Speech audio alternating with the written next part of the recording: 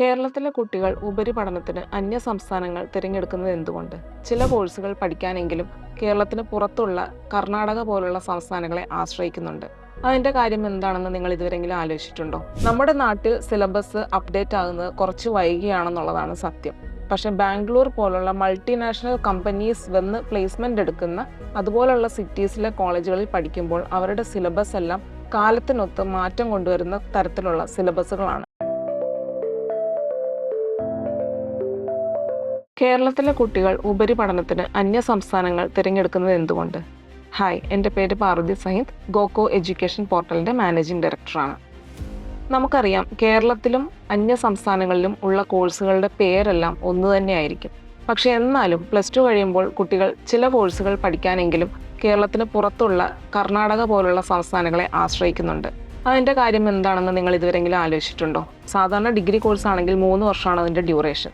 3 വർഷം കഴിഞ്ഞ് നമ്മൾക്ക് കിട്ടുന്ന പ്ലേസ്മെൻറ്റിൻ്റെ സമയത്ത് നമുക്ക് ബുക്കിലുള്ളത് വായിച്ച് പഠിക്കാൻ പറ്റുന്നുണ്ട്, പ്രാക്ടിക്കൽസ് നമുക്ക് ലാബിൽ നിന്ന് കിട്ടുന്നുണ്ട്. പക്ഷേ നമ്മുടെ വൊക്കാബുലറി, കമ്മ്യൂണിക്കേഷൻ സ്കിൽ കൂടണമെങ്കിൽ നമ്മൾ അന്യ സംസ്ഥാനത്ത് പോയി പഠിക്കുന്നത് തന്നെയാണ് അഭികാമ്യം. കാരണം നമ്മുടെ നാട്ടിൽ പഠിച്ചു കഴിഞ്ഞാൽ കാര്യം സർട്ടിഫിക്കറ്റ് എല്ലാം വാല്യൂ ഉള്ളതാണെങ്കിലും നമ്മുടെ കമ്മ്യൂണിക്കേഷൻ സ്കില്ല് ഒരിടത്തും എത്തുന്നില്ല. മെയിനായിട്ടും ഇൻ്റർവ്യൂവിന് വരുന്ന കമ്പനീസ് നോക്കുന്നത് നമ്മുടെ ഇംഗ്ലീഷ് വൊക്കാബുലറി, കമ്മ്യൂണിക്കേഷൻ സ്കിൽ എങ്ങനെയുണ്ട് എന്നതാണ്. നമ്മളിപ്പോൾ എക്സാമ്പിൾ പറയുകയാണെങ്കിൽ, കർണാടകയിൽ ബാംഗ്ലൂർ പോയി പഠിക്കുകയാണെങ്കിൽ ഇന്ത്യയിലുള്ള ഒട്ടുമിക്ക സ്ഥലത്തു നിന്നുള്ള കുട്ടികൾ അവിടെ പഠിക്കാൻ വരുന്നുണ്ടാവും. അവിടെ പഠിപ്പിക്കുന്നത് എന്തായാലും ഒരു മലയാളികൾ വളരെ കുറവായിരിക്കും ഫാക്കൽറ്റീസ് ഉണ്ടാവുക. അപ്പോൾ നമ്മുടെ മീഡിയം ഓഫ് ഇൻസ്ട്രക്ഷൻ ഇംഗ്ലീഷ് ആയിരിക്കും. നമ്മളത് കേട്ട് 3 വർഷം വേറൊരു നാട്ടിൽ പോയി നിൽക്കുമ്പോൾ തന്നെ കുറച്ച് ബോൾഡ്നെസ് നമുക്ക് സ്വന്തമായിട്ടുണ്ടാവും, നമ്മുടെ കമ്മ്യൂണിക്കേഷൻ സ്കില്ലും സ്വന്തമായിട്ടുണ്ടാവും. പിന്നെ നമ്മൾ ശ്രദ്ധിക്കേണ്ട ഒരേ ഒരു കാര്യം പഠിക്കുക എന്നുള്ളതാണ്. 3 വർഷവും നമ്മൾ പേപ്പറൊന്നും അരിയർ വരാതെ, സപ്ലി വരാതെ പഠിച്ച് പാസ്സാവുകയാണെങ്കിൽ ഉറപ്പായിട്ടും നമുക്ക് പ്ലേസ്മെൻറ്റിലും ക്ലിയർ ചെയ്യാൻ സാധിക്കും.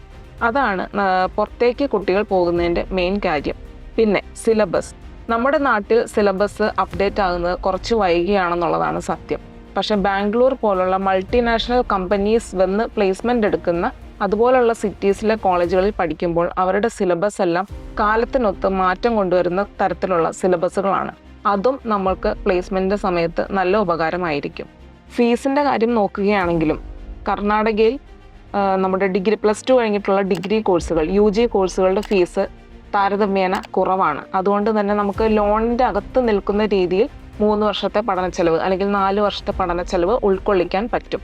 ഫിനാൻഷ്യലി ബഡ്ജറ്റ് അത്രയ്ക്കില്ലാത്ത കുടുംബത്തിലെ കുട്ടികളാണെങ്കിൽ കേരളത്തിന് പുറത്ത് പോകുന്നതുകൊണ്ട് ഒരു കുഴപ്പവുമില്ല. ഇനി എക്സ്പോഷർ അല്ലെങ്കിൽ പ്ലേസ്മെൻറ്റിൻ്റെ കാര്യം മെയിനായിട്ട് നോക്കുകയാണെങ്കിൽ ഏറ്റവും കൂടുതൽ മൾട്ടിനാഷണൽ കമ്പനീസ് ഹെഡ്ക്വാർട്ടേഴ്സ് ആയിട്ടുള്ള ഒരു നഗരമാണ് ഹൈദരാബാദും ബാംഗ്ലൂരും. അപ്പോൾ അതുപോലുള്ള സിറ്റീസിൽ പോയി കരിയർ പെർസ്യൂ ചെയ്യുകയാണെങ്കിൽ നിങ്ങൾക്ക് പ്ലേസ്മെൻറ്റ് കിട്ടാനും പ്ലേസ്മെൻറ്റ് അസിസ്റ്റൻസ് കിട്ടാനും എല്ലാത്തിനും അത് വളരെ ഉപകാരമായിരിക്കും. ഇൻഡസ്ട്രി എക്സ്പോഷർ, അതായത് ഇപ്പോൾ നമ്മൾ ഡിഗ്രി കോഴ്സുകൾ പഠിക്കുകയാണെങ്കിൽ 3rd ഇയറിൽ ലാസ്റ്റ് 2 സെമസ്റ്ററിൽ ഇൻഡസ്ട്രി വിസിറ്റ് അങ്ങനെ ഒരു സംഭവമുണ്ട്. അത് നമ്മൾ ആ ഒരു സ്ഥലത്ത് ചെയ്യുകയാണെങ്കിൽ കുറച്ചുകൂടെ എക്സ്പോഷർ നമുക്ക് കിട്ടും. അതിൻ്റെ സർട്ടിഫിക്കറ്റിനൊക്കെ പ്ലേസ്മെൻറ്റ് സമയത്ത് കുറച്ചുകൂടെ വാല്യൂ നമുക്ക് കാണാൻ പറ്റും. നമ്മൾ +2 വരെയുള്ള കാലഘട്ടത്തിൽ നമ്മൾ സ്കൂളിൽ പോയി വരുന്ന കുട്ടികളാണ്.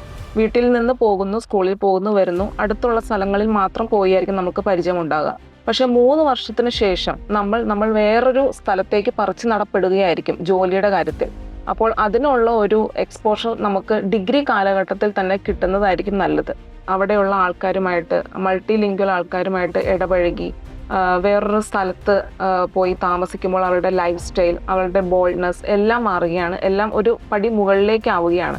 ഇതൊക്കെ അവരുടെ ഭാവിയിൽ ഡിഗ്രി പഠനശേഷമുള്ള ആ ഒരു കാലഘട്ടത്തിലേക്ക് ഇത് നല്ലൊരു ബെനിഫിറ്റ് തന്നെയായിരിക്കും. അവർ വീട് വിട്ട് മാറി നിന്ന് പഠിക്കുന്നത്. ഇത്ര നാൾ നമ്മുടെ കൂടെ നിന്ന കുട്ടിയാണ്, അപ്പോൾ വീട്ടിൽ നിന്ന് മാറി നിൽക്കുമ്പോൾ പേടിക്കണം, എൻ്റെ കുട്ടിക്ക് പേടിയാണ്, ഇൻട്രോവേർട്ടാണ്, അങ്ങനെയൊന്നും വിചാരിക്കേണ്ട കാര്യമല്ല. ഇൻട്രോവേർട്ട് ആയിരിക്കുന്ന ഒരു കുട്ടിയും എങ്ങും പ്ലേസ്മെന്റ് ആകാൻ പോകുന്നില്ല. അവർ വീട്ടിൽ തന്നെ ഇരിക്കേ ഉണ്ടാവുള്ളൂ.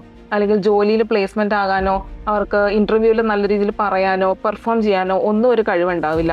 നമ്മുടെ അടുത്ത് നിന്ന് മാറിക്കഴിയുമ്പോൾ അവർക്ക് ആ ഒരു ബോൾഡ്നെസ്സും ഒരു സ്വയം പര്യാപ്തത അവർക്ക് എന്തായാലും വരണം. അത് നമുക്ക് ബുക്കുകളിലൂടെ പഠിച്ച് വായിച്ചെടുക്കാൻ പറ്റില്ല.